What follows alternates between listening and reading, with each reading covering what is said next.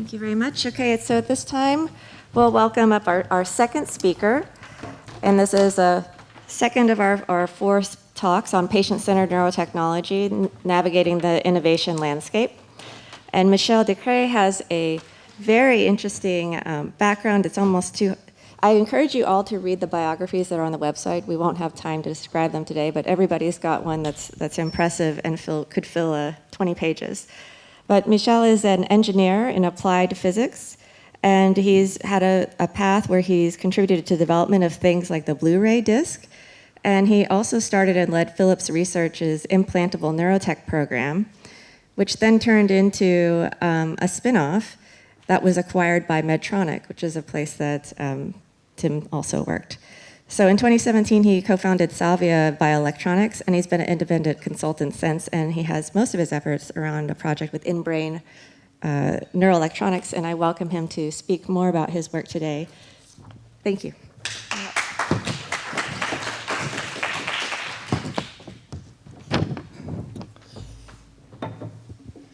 Thank you for, merci pour l'introduction, merci pour l'invitation aussi. Bonjour à tous et toutes. Et je vais passer à l'anglais.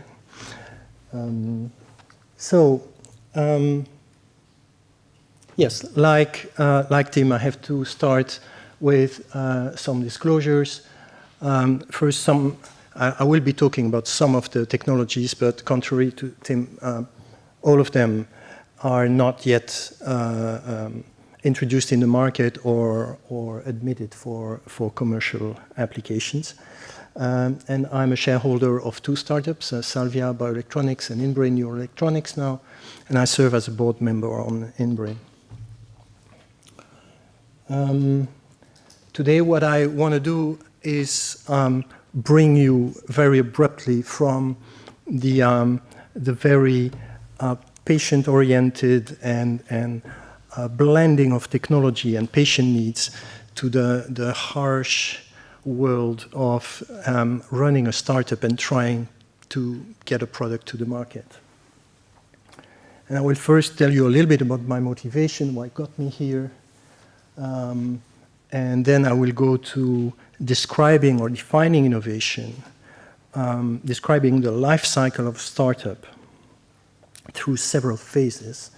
And I will illustrate some of the challenges, because we could spend the whole day talking about this. But some of the challenges that you can meet at different phases in the life of a startup. There will be an intermezzo about finance, billions of dollars and stuff like that. And I will come back to case studies and recap and conclude. So what when we started is in 2000, I just had finished working on the Blu-ray disc. And I was asking myself, Philips started the CD, then they got to DVD, then they got to Blu-ray. We know it's going to be the end of this soon.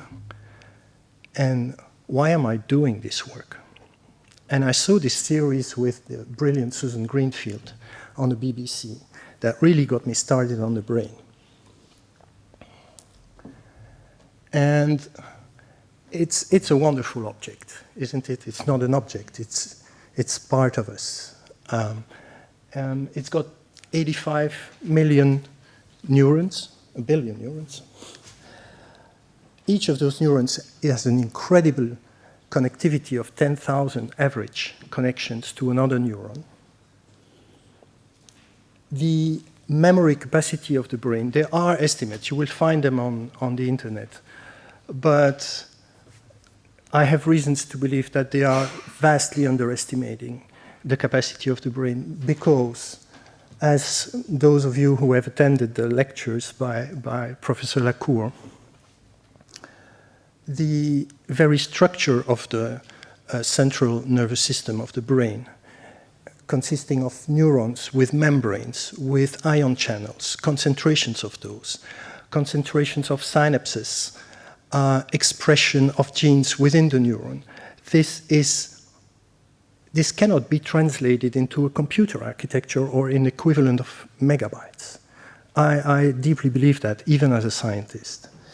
And But the more important thing is what Tim has already illustrated in the introduction of his talk, is that I've taken a different angle from the World Health Organization, but they currently predict that 1/3 of the whole world population will at some stage in their lives be faced with challenges related to their central nervous system. And I think that's really worth devoting your work and your efforts to. So, but then what happened is that I was already busy for about, a bit more than 10 years in the field when we really started to have this very strong drive at doing what we've always been doing, which is looking at our brain through the lens of the current technology that we are most proud of. So we are currently thinking or using the paradigm that our brain is a computer. No, we are modeling our computers to what we think our brain is. And I think there is still a vast distance between the capacities of the brain and even ChatGPT, what they can do. They will increase, but I hope I will live long enough to see the human brain challenging technology for longer. So just to give you indications here, the first estimate that I checked, looking online like we all do, was that the estimates in 2017 for the processing capacity of the brain was some tens of petaflops. A petaflop is 10 to the 15 operations, computer operations per second. And the brain consumes estimates of those times 30 to 50 watt, depending on your activity. When you look at those petaflops, in 2017, it required 3,000 blue gene computers, and that would have consumed 120 megawatt. As an engineer, I consider that being a serious concern. I would say this technology is really lousy. And this is what nature has done for us over millions of years of evolution. Now, I got even more concerned when I updated this slide for today. The first thing I found is that the biggest cluster we currently have on the planet at Oak Ridge Laboratory, the Frontier, does actually 1.2 exaflops. And sorry, an exaflop is another 3 orders of magnitude, so it's 10 to the 18. It's going to come in the next slide. So it is exceeding the estimate of the capacity of the brain in 2017. But actually, when you look for current estimates of the capacity of the brain, it's interesting that they have evolved as well. Now that we have more powerful computers, we are revising our own estimates of our own capacity higher because we see that we still do better than computers. So, as a last one, the topic that everybody talks about, ChatGPT. It costs, and it's not a typo, right? It costs 100 million exaflops to train ChatGPT. And it costs 50 gigawatt hours to do that task. So that is the equivalent of putting 2 billion, a quarter of the planet, 2 billion people working for 1 hour in terms of brain power. Just to give you a notion of what we're talking about here in terms of where we are with our technologies. So this is why I'm still focusing on trying to develop technologies that are at the service of humans, and this is what we call therapeutic neurotechnologies. And we will now enter into, I think I'll skip this because, as Karen kindly said, everybody can watch our bios online. This is just focus on the bottom part. Is this the pointer? Yes. So I will use some examples coming from Sapiens that was that we created in 2011, leaving Philips, but that has a history of 5 years before we left Philips. I will show you that. And then I just want to spotlight the work at Salvia, where I'm not involved anymore, but they do brilliant things, and also in Brain, where I'm currently active. So Salvia Bioelectronic is using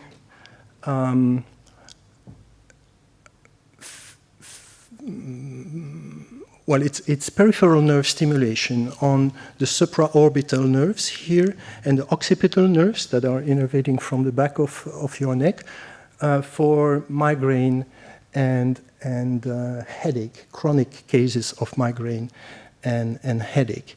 And I invite you to look on their websites. They report about the first results of their studies. They have now, after 7 years, already last year, they had their first patient, and it's really very encouraging stuff to help people that are really having a miserable life because of those conditions. In-brain neuroelectronics is based in Barcelona. I was there yesterday.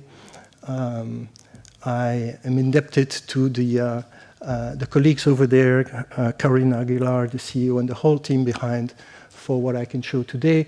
It is based on the inventions of José Garrido from Barcelona, who developed graphene materials that are tremendously improving the performance of electrodes. So we replace metal with nanoporous graphene, and the impedance, so the amount of effort that is required to get a signal through those electrodes, this impedance is dramatically reduced. So it gives very promising prospects to the performance of those devices. The other thing is that because the impedance is so low, we can go to much smaller dimensions in order to stimulate the brain. And I will show you an example of that in the next slide. So this is a picture of the processing wafer, the slab of silicon on which the thin films are processed. And the last layer that's put on that is the graphene that creates the electrodes. I don't have a snapshot of the electrodes here. I apologize. This is the moment for me to click on this and hope it's going to work.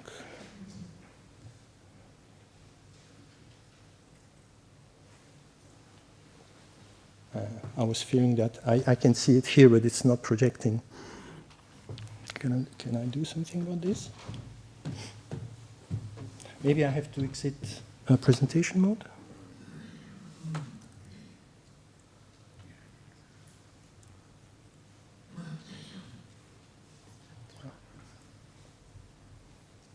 Hey, thank you so much. Oh, and now do I have my... Yes. So let's just keep it this way. So this is an animal experiment that is akin to what Professor Dennison, Tim, has been showing just before, about the closed-loop system with recording electrodes on the brain of patients, deeper electrodes for deep brain stimulation, and using machine learning to interpret the signal with training based on a part of the data set that has been recorded, and then letting the system determine itself the thresholds for stimulation, etc. So what is happening here, and this is not in a human. The movie is about a human, but it's been done in pigs. And what you see is here you have an array with 256 electrodes that are recording the brain signal. The resolution with which it is recorded, you can see here. I hope it's gonna load the data. Maybe I have, yes, it's coming. So there you can see the rise and moving of activity around the array in 2 dimensions. And what you see now is how the machine learning is identifying zones that are relevant for the task of trying to get this person walking, because one of the problems of Parkinson's patients is that they have gait instability. The gait is the way you walk, so very often they will stumble, they will try, they will want to step, and then the leg won't follow, and they might fall. So what the system intends to do is the same thing for the legs, and Tim Dennison was showing before, for the arms with the tremor, with the gentleman being able to pick up their cup and pour the water into the other one. This one detects which leg the patient intends, or the subject actually, intends to use. It was a pig, still a subject.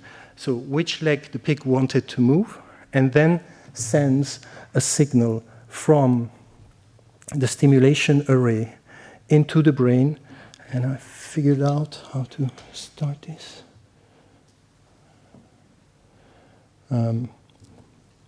But yes, what you faintly see here is that there are two lines, which are the deep, you can see them when it lights up. You can see that the electrodes that are deep, and they will send signals in the deeper structures of the brain that will activate the region that will allow the intention of the patient to effectively be transmitted to the motor cortex so that they can move. When I saw this, I was really amazed because of the fact that it's not a thresholding based on human analysis, but it's really a machine learning closed loop system, and I think it's really extremely promising for the future. So I guess I have to revert into presentation mode. So I need to get my mouse back on the. Is it the other? Rattraper la souris. When I need help, I speak French.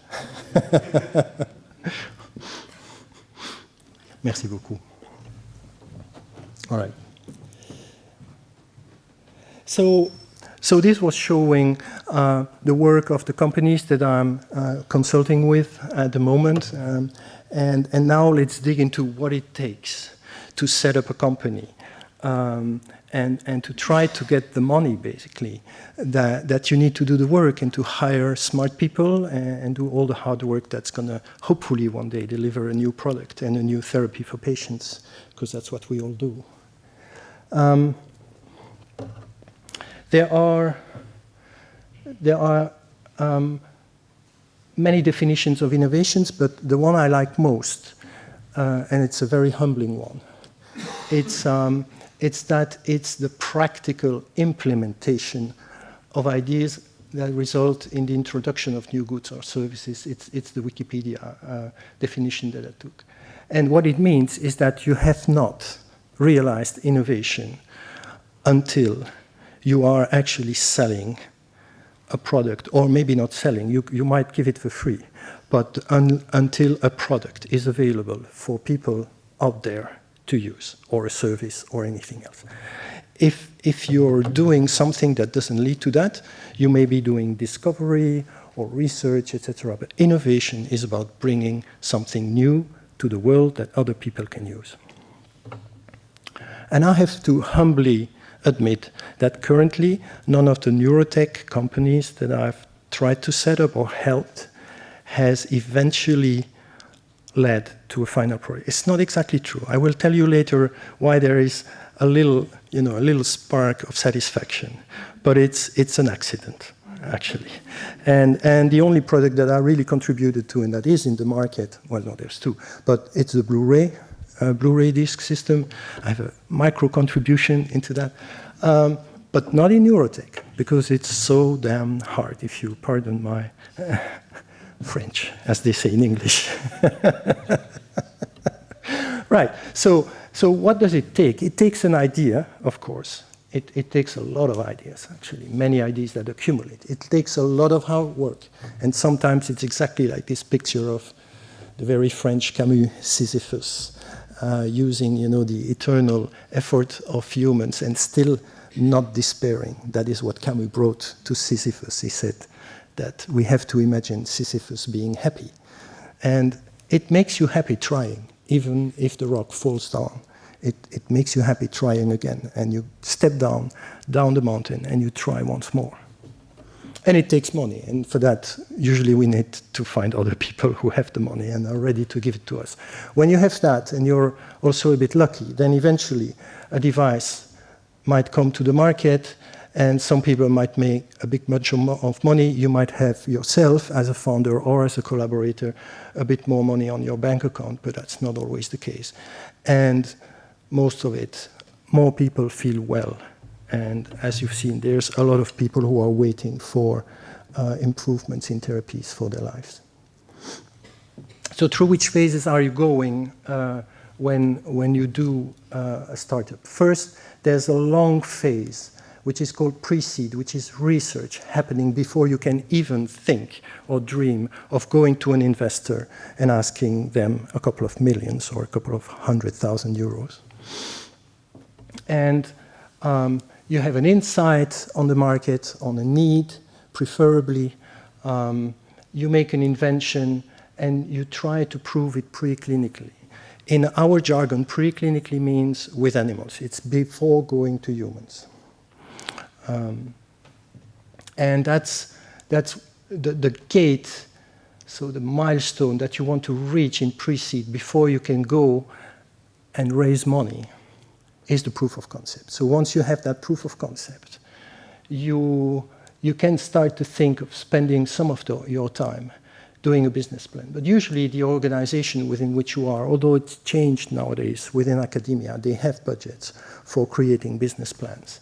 But in the past, it was very unusual, so you had to find some sort of money so that you could still make a living while doing something that you're not supposed to do as an academic, which is trying to set up a business plan, or even as a researcher in the industry, by the way. So what you usually get is a loan. People are not yet ready to commit their money. You can borrow it from them. And on the condition that if you succeed, it will transform into shares. So that's called a convertible loan. And usually there's also interest rates on the money, very steep interest rates on that money. So usually you don't want to do that for too long because otherwise you'll have to sell your house. So your goal there is to develop a business plan that is sufficiently convincing that somebody's going to come with enough monies to start building up your company and getting to the next gate.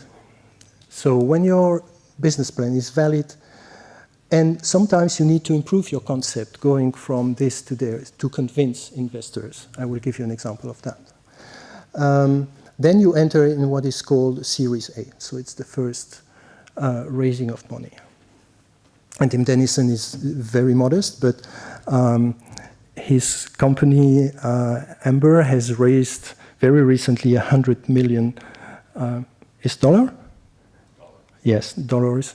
And it's an impressive Series A to enable him and his team and his colleagues to pursue the adventure and bring things to the market. And I wish you the best of luck. It's a great project. So what do you do in Series A? You validate your preclinical assumptions, so the things that you've done in the animal. You want now to see first proof that it might also work with humans. You will do your early development because sometimes part of your technology is not mature enough to develop a product that's going to go in the market. And that is at risk because you don't know yet if it's going to work in the human. But if you want to make it in time, you have to take the risk of investing massive amounts in engineering to develop a technology that might actually not be exactly what you wanted. So that's the big challenge in this phase, is to develop towards eventually your market introduction and your final product, while actually, in the meanwhile, your main aim is to go for what we call the first in human, going for the first time in a human and confirming, at least getting some confirmation of safety and of your therapeutic hypothesis. Right? Because if you don't reach that, then the money is lost. You've done all the effort for nothing. Let somebody else try with another idea or go back to the blackboard and get new ideas. Once you've reached that, things tend to get a little easier because investors are not so scared anymore. And they are ready to commit more money, the real money that is needed to do the full development of your technology, and also to finance the devices that you will use for your pivotal study, which is the study large numbers of subjects, patients, who have to be ethically informed, and we will have a lot of ethical discussions, I think, in this afternoon, and will prove that your therapeutic hypothesis does indeed work. There's a long path going there. You need to prepare the commercial design. You need to do verification, validation, because, of course, we have very strict regulations making sure that the devices we develop are safe for the patients, that they can stay, they're not harmful over the long periods of time that they are in the body. And it's all a very intricate process of developing the devices. It costs really a lot of money doing that. But eventually, you have a successful pivotal study. You've proven that you have designed a device, and after having spent anywhere between 25 and 80 million, I will give you more concrete numbers in the next slides. You made it.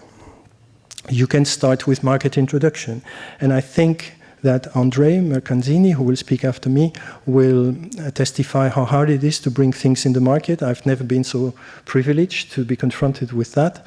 I'm really a kind of early phase guy, as they say in the field. And you are then aiming for an exit, as they call it, because the people who gave the money, some of them are really meaning it well, but eventually they are getting the money from very rich institutions and individuals, pension funds, etc. And those groups, they want their money back with an interest.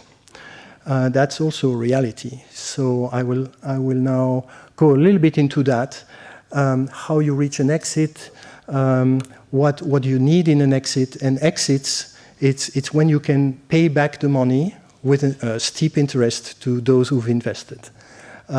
One possibility is an acquisition. A large existing company takes you over. Another one is going public, as we say, going to the stock exchange, and that's an IPO, initial public offering. And another one, which is quite rare in our field, is private equity. So companies that are managing big funds and take over companies to prepare them to entering the market or to be run as a private company. So I'll go through cases and show you what are the challenges and how in my life I was confronted in showing with my friends and colleagues, Hubert Martens and Jacques Dekkers in particular at Sapiens, how we had to show flexibility and make compromises just to get the money and try to be allowed to develop the product that you envision. So when you are in the pre-seed phase, you have two approaches. There's people who are going to the market, talking to the doctors, talking to the patients. We've had a brilliant example of Tim Dennison doing that. And hold their horses, because he's an exceptional engineer, but he's learned through his career that what is efficient is go and listen to the market, listen to the people, meet them to understand what their needs. And I think you illustrated that brilliantly, and thank you for that. And then, once you think you understand what is needed, then you release your engineering skills in order to create something that people need and hoping it's going to work. But there is still an old danger and pitfall for the engineer, which is to make a brilliant technological invention and think that everybody's waiting for it out there without having talked to anyone. And that's called technology push. And sometimes it nearly works. But I think in healthcare and in medtech, it usually doesn't work. So I would not recommend that approach.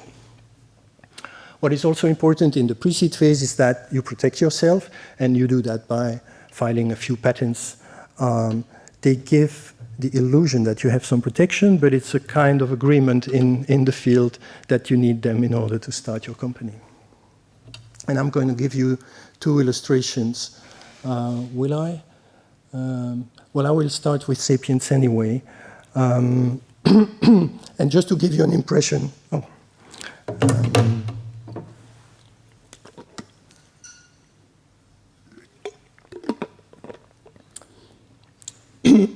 it took the founder of InBrain, Jose Garrido, about 5 years of work to develop the graphene technology that was good for raising the Series A money for InBrain.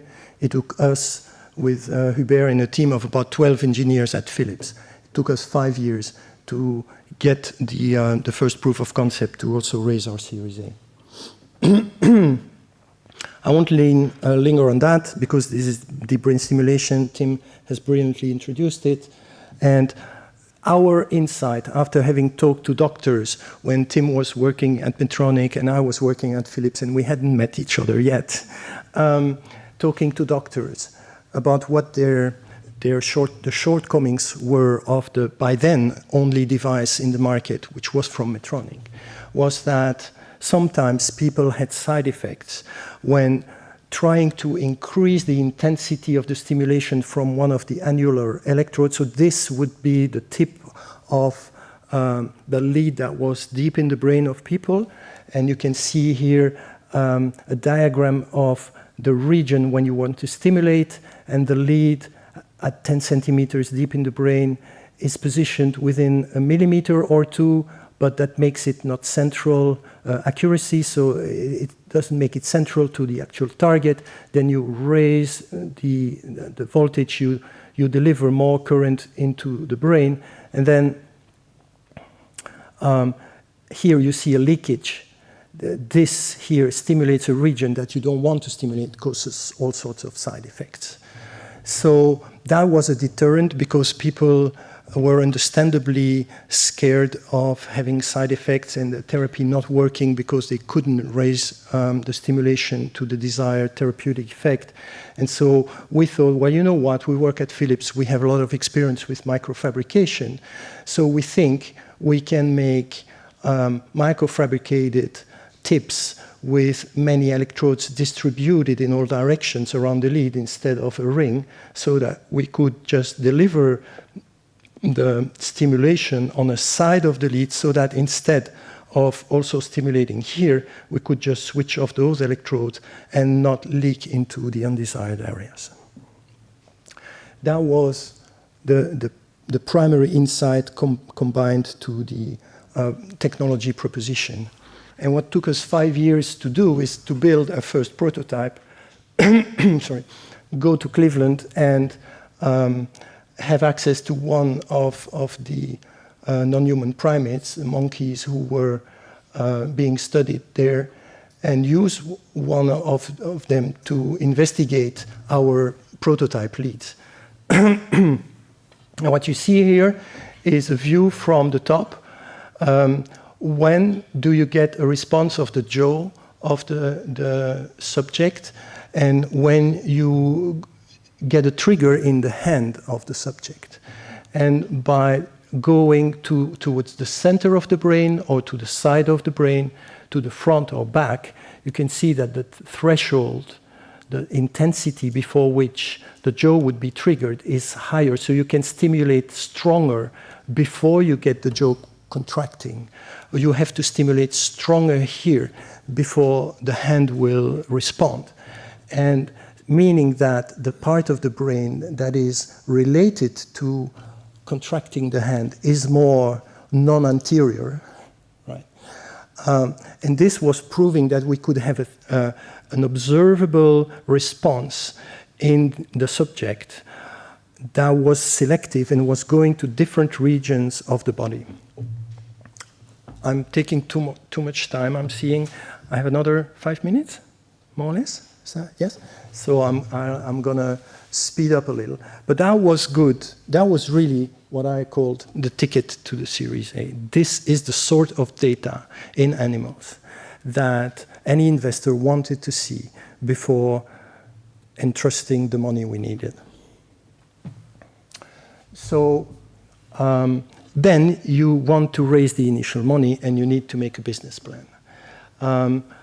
Let me not go through the details of the business plan and the contents. It's on the page, and I think you can find a lot more details if you Google and look for that. But eventually what it's about for the investor is what is your cost versus the opportunity that they will make money on you. I'm sorry to be that blunt, but it's really the rule of the game. And this is time for the intermezzo to look at the bigger context in the medtech industry. So I have here the most recent list of the largest medical device companies in the world this year. What you can see is that most of them are blue, they are American. The top European one is on place 4. It's Siemens with 23 billion turnover. And then the next one is Roche, which is a hybrid kind of company. It's not only a device company. They have some devices, but etc. That's the whole so-called medtech segment. It's worth about $250 billion. The Chinese are raising very, very quickly. They might actually, some of the Chinese companies could now mix in between there. It's just that, I guess that the reporters were focusing on the other one, on the European and US areas. When you look at the companies that make implants, actually, we're talking about Medtronic, Abbott, we're talking about Boston Scientific here. We're talking about the top, the first one in the list that's European is B. Braun. And so globally, we're talking about, roughly speaking, 28 billion, and in Europe, less than 2 billion. So we are really a weak region in terms of that, with the exception of Switzerland. And it's not a coincidence that the chair, is to somebody who works in Switzerland, because they really have a small ecosystem that has taken decades to grow from, and it's really working well. I will have to skip a lot, but I apologize for that. So the neurotech is a fraction of this. It's about a quarter, and in Europe, it's insignificant, to be honest. So our CEO and chairman at the end of Sapiens, Jan Kelsen, said neurotechnology is not for the faint of heart, and I would add that it's also not for the short distance runner. Why? Because the nervous system is really very complex, and it's going to address some of the questions and feed the debate, I hope, later. The brain is not very accessible, let's face it. Animals are only simple models of the human brain.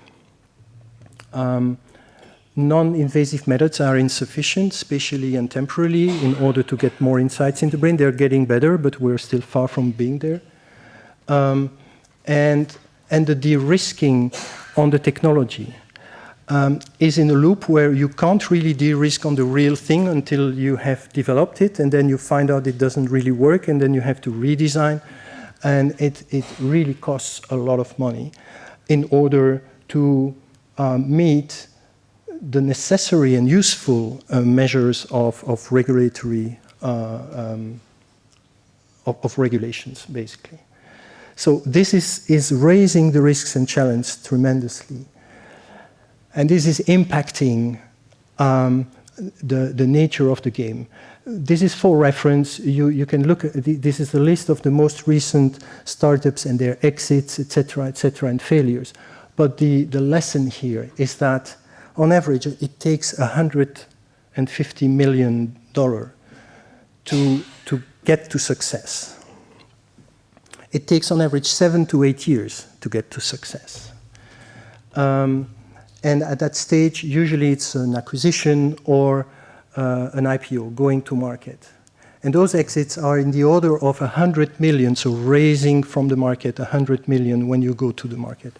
Or you get bought for maybe 300 or 400 million. And this this is really terrible, because companies that take longer than 10 years, they are nearly doomed to failure. And that's why it's so hard, because when you divide 150 million by 7 to 8 years, it means that you have to spend 1.5 million per month. And I can guarantee you that when you are coming from academia and you are used to your salaries, etc., and all of a sudden, well, it's not all of a sudden, but very quickly you have to raise up and decide what you are going to spend 1.5 million every month. At a given stage, I was looking down the street and I thought, I've raised enough money to buy the whole neighborhood here. Every day, every month, I'm spending money equivalent, back then, to buying 10 houses. And it's very scary. It's really very scary when you're a normal human being. Right. I won't give you more case studies. I have to jump through them. I apologize for not having time better. But it takes a lot of flexibility. It takes a lot of negotiation, of reducing your ambitions so that you won't spend as much money as you hoped just for investors to give you their money, right? And it's constantly that game of keeping their trust so that they won't sack you because they have the majority of your company. I can't put 20 millions in a company to start it. I'm not Elon Musk. And even Elon Musk doesn't put most of his money into his startups. So you don't have the control of the company anymore. They can sack you anytime. So you have to play by their rules and still make the best with your engineers so that you can continue the job. I think this is probably a good point to stop. I had a recap, but I think people have a good memory. Maybe I can show it here just for the sake of the recording so that people who would watch it online later can see it. And yes, I think that in spite of not having control, the most important thing is that you stick to your vision. Because to finish the story about not having innovated, this is the bit that is still in another version in a Medtronic product, and it's the only thing that has survived, so to speak, from the Sapiens adventure. It's a beautiful piece of software that is still part of the products that they have, but it's not, of course, what we ambitioned to do. Thank you very much.